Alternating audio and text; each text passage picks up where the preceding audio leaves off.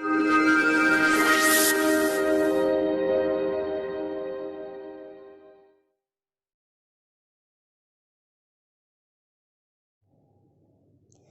everyone, how are you all? Hope you all have done homework which I gave you last time on page number 11.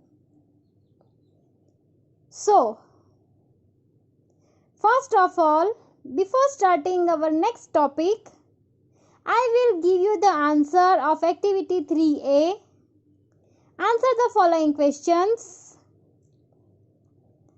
List the names of any three scientists. Jagdish Chandra Bose, Salim Ali and Chanakya. If you have written any other scientist names, then also it will be okay. Next question. What do scientists do? So the answer is scientists make scientific inventions possible. Here the answer is scientists make scientific inventions possible. Next question. Find the meaning of the words numerous and discovery. So here two words are given, numerous and discovery. So first we will write meaning of numerous. Numerous means many. And the meaning of discovery is to find something. Numerous means many and discovery means to find something. So these are the answers of your last time's homework. So check your homework, match the answers. And if some of you have not written, so you can write. Now children, we'll go to our today's topic. Part 2. Famous discoveries and inventions given on page number 13. So open page number 13. Now let's start. Part 2. Famous discoveries and inventions.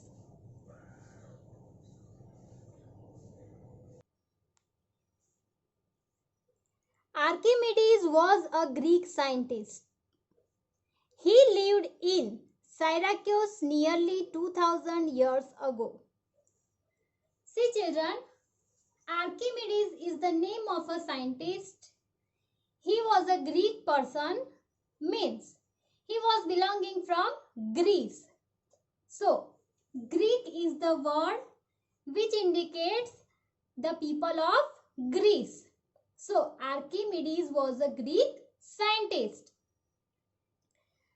And he was living in one city of Italy nearly 2000 years ago. यानी कि Archimedes नाम का एक Greek scientist था और वो 2000 years पहले साइराक्यूज city में रहता था. The king of the land wanted to wear a golden crown. He gave some gold to a goldsmith to make a suitable crown. Means there was a king in the city where Archimedes was living. So that king, he wanted to wear a golden crown. Golden crown means a crown made of gold. So he wanted to wear the crown of gold. So he called a goldsmith to make a suitable crown for himself. वहां का साइराक्यूज का जो एक राजा था वो सोने का ताज पहनना चाहता था. तो इसके लिए उसने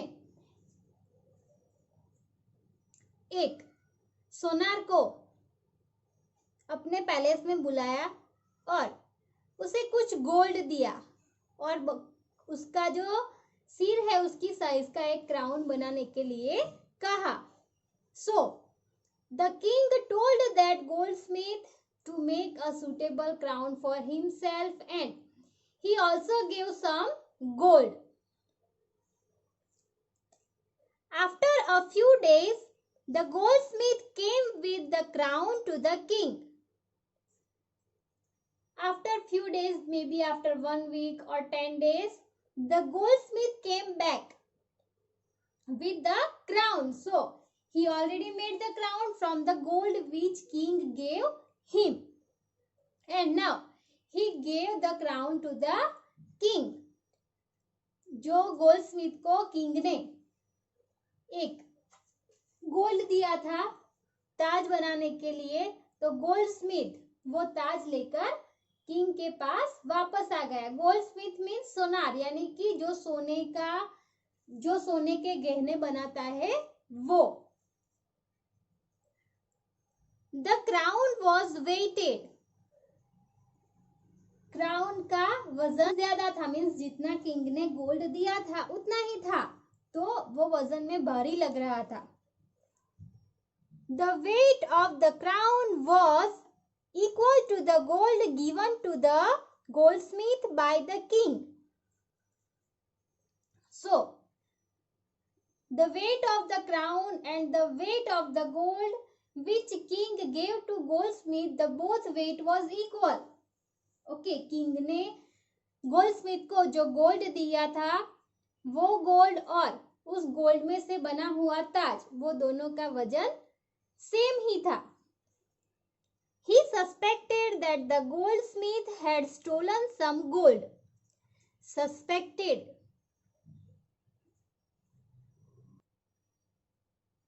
means to not be sure that you can trust somebody or believe something, यानी कि संदेह करना। तो किंग को ये संदेह हुआ कि गोल्डस्मिथ ने कुछ गोल्ड चोरी कर लिया है, यानी कि किंग ने सोनार को जो सोना दिया था क्राउन बनाने के लिए, तो किंग को ऐसा लगा कि सोनार ने उसमें से कुछ गोल्ड निकाल लिया है और बाकी बचे हुए गोल्ड में से क्राउन बनाया है। But the king was not sure, लेकिन किंग को ये परफेक्टली पता नहीं चला। ही वॉज नॉट श्योर, वो श्योर नहीं थे कि उसने कुछ गोल्ड चुराया है या नहीं चुराया है। The king wanted to find out the truth, इसलिए किंग जो ट्रूथ था उसे खोजना चाहते थे, यानी कि जो क्या सच है वो जानना चाहते थे। So the king wanted to find out the truth. He asked his court scientist Archimedes to find out. See, that time 2000 years ago when the king was there, so Archimedes was a scientist in king's palace. So king called Archimedes and he told him to find out that the goldsmith stole the gold or not. इसीलिए king ने Archimedes को court में बुलाया और उसे कहा कि तुम्हें गोल्डस्मिथ ने जो क्राउन बनाया है उसमें से गोल्ड चोरी किया है या नहीं, इसका पता लगाना है। The king said, find out how much gold has been stolen. How to find out the truth? Archimedes thought about the problem day and night. King told Archimedes to find out how much gold has been stolen, यानी कि king ने Archimedes को ये पता लगाने के लिए कहा कि कितना सोना चोरी हुआ है। तो आर्किमिडीज दिन रात सोते जागते एक ही प्रॉब्लम के बारे में सोचते थे कि ट्रूथ का पता कैसे लगाया जाए, कितना सोना चोरी हुआ है ये कैसे पता लगाया जाए। तो वो इसी बात को लेकर परेशान थे और इसी बात को सोचते रहते थे। One day he was about to have his bath, but he was busy thinking. One day Archimedes was taking bath, but at the bathing time also he was very busy in thinking about the gold, about the stolen gold. नहाते वक्त भी Archimedes gold की चोरी का पता कैसे लगाया जाए वही सोच रहे थे। He did not notice the bathtub, और वो थिंकिंग में बिजी थे तो उन्होंने बाथटब को नोटिस नहीं किया उस वक्त। He was too much busy in thinking about gold, so he did not notice the bathtub. The water in the bathtub was already full to the brim. There was a very big bathtub and the whole bathtub was full of water and it was full to the brim. Brim means the top edge of a bathtub, यानी कि उसका जो ऊपरी हिस्सा होता है उसे brim कहते हैं, ऊपरी किनारा बोलते हैं उसको। तो बाथटब ऊपर तक उसके ब्रीम तक पानी से पूरा भरा हुआ था। He slid into the bathtub. So the bathtub was full of water and Archimedes slid into the bathtub. वो नहाने के लिए उसके अंदर गए। Immediately a large quantity of water flowed over the brim of the bathtub. जैसे ही Archimedes bathtub के अंदर गए तो उसमें से पानी बाहर निकल गया। ठीक है, जैसे कि बाथटब पानी से पूरा भरा हुआ था और वो पूरा भरा हुआ था, इसके लिए उसके अंदर जगह नहीं थी। तो जैसे ही आर्किमिडीज बाथटब के अंदर गए तो उसमें आर्किमिडीज ने जितनी प्लेस ली बाथटब में बैठने के लिए तो उस जगह का पानी निकलकर बाहर आ गया।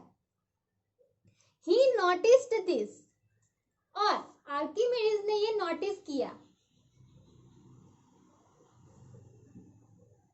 कि वो बाथटब के अंदर बैठे तो उसमें से जो ज्यादा पानी था वो बाहर निकल गया। Suddenly there was a flash in his mind. Flash means to produce a bright light for a short time, means अचानक से ऐसा कुछ चमत्कार हुआ, उन्होंने कुछ नोटिस किया तो अचानक से उनके मन में कुछ विचार आया। He jumped out of the bathtub shouting Eureka, Eureka. So जैसे ही उनके माइंड में कुछ फ्लैश हुआ, suddenly he jumped out of the bathtub. He came out from the bathtub, okay, and started shouting Eureka, Eureka. जैसे ही उनके मन में विचार आया, कुछ उन्होंने नोटिस किया तो तुरंत ही वो बाथटब से जंप करके बाहर निकल गए और शाउटिंग करने लगे eureka, eureka. Eureka in Greek means I have found it. See, Eureka is a Greek word और इसका मीनिंग है I have found it, यानी कि यूरेका का मतलब है कि मैंने ढूंढ लिया, मैंने ढूंढ लिया या फिर मैंने खोज लिया। So that's why Archimedes shouted Eureka, Eureka, because he was from Greece. He was a Greek scientist, so he was shouting in his language. So he shouted Eureka. Thus, It was found that different metals of the same weight have different volumes.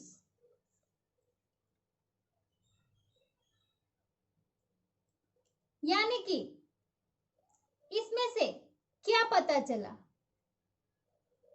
क्या इसका solution निकला कि different metals of the same weight, metals means ऐसे अलग अलग तरह की धातु, ठीक है, तो अलग अलग तरह की धातु का वेट सेम होता है, बट उसका वॉल्यूम यानी कि आयतन, volume means the amount of space that something contains और फिल्स, यानी कि किसी वस्तु द्वारा घेरे गए स्थान का परिमाण। तो अलग अलग मेटल का आयतन अलग अलग होता है। Objects put in water will displace water. किसी भी वस्तु को, किसी भी चीज को, ऑब्जेक्ट यानी कि कोई थिंग, तो उसको पानी के अंदर रखने से वो पानी में जगह ले लेता है और जो एक्स्ट्रा पानी है वो बाहर निकल जाता है, ठीक है। यानी कि कोई चीज पानी की जगह ले लेती है तो उस जगह का पानी कहाँ जाएगा, तो फॉर एग्जाम्पल हमने बकेट के अंदर कुछ रखा तो बकेट पानी से फुल भरा हुआ था, तो उस बकेट में से उस चीज ने पानी का स्थान ले लिया तो पानी उसमें से बाहर आ गया। For example you think you take a mango, okay, there is a bucket full of water. Now if you put that mango in that water, what will be happen, that the water will flow from the bucket। यानी कि आप एक mango लो और mango को एक bucket पूरा जो पानी से भरा हुआ है उसके अंदर रखो, तो क्या होगा कि मैंगो को अंदर रखने से जो पानी पूरा भरा हुआ है वो बाहर आ जाएगा, यानी कि मैंगो वो पानी का स्थान ले लेगा। The displaced water will be equal to their volume. So the displaced water will be equal to their volume, means whatever thing, whatever object you put in the water, so that thing and displaced water, the both things volume is equal, it is same। तो यहाँ पे क्या पता चलता है कि जो चीज पानी के अंदर रखते हैं तो उससे उसका वॉल्यूम सेम होता है, ठीक है। तो फिर ये जाकर आर्किमिडीज ने किंग को बताया कि उसने ये खोज लिया, तो किंग ने जितना गोल्ड उस गोल्डस्मिथ को दिया था उतना गोल्ड और एक क्राउन, दो अलग अलग बकेट में फुल पानी भरकर उसके अंदर रखा, तो किंग को सच पता चल गया कि क्राउन के अंदर कितना गोल्ड था। Understood the story, understood the invention, very good. Now you can see here in this picture that there is a bathtub and the man which you can see in the picture, he is Archimedes, he has a crown in his hand। यहाँ पे picture में एक bathtub दिखाया गया है और उसमें जो आदमी दिखाई दे रहा है वो आर्किमिडीज है, उसके हाथ में एक क्राउन है, तो उसके ऊपर यूरेका लिखा हुआ है, बाथटब के ऊपर भी यूरेका लिखा हुआ है। दैट मीन्स यहाँ पे दिखाया गया है कि आर्किमिडीज पानी के अंदर बैठा, तो आप देख रहे हैं कि आसपास आपको पानी उछलता हुआ दिखाई दे रहा है, ठीक है।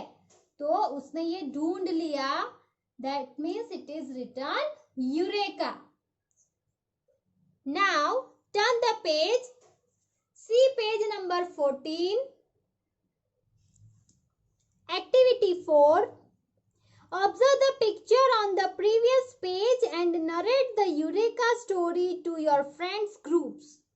Write approximately 7 sentences that convey the essence or meaning of the story in the space below. See children, here few lines are given.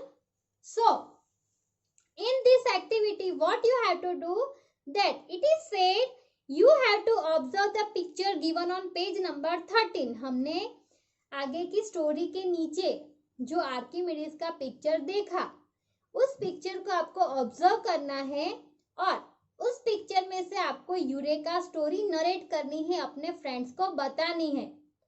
और you can tell it to your parents also. आप अपने parents को भी वो story बता सकते हैं.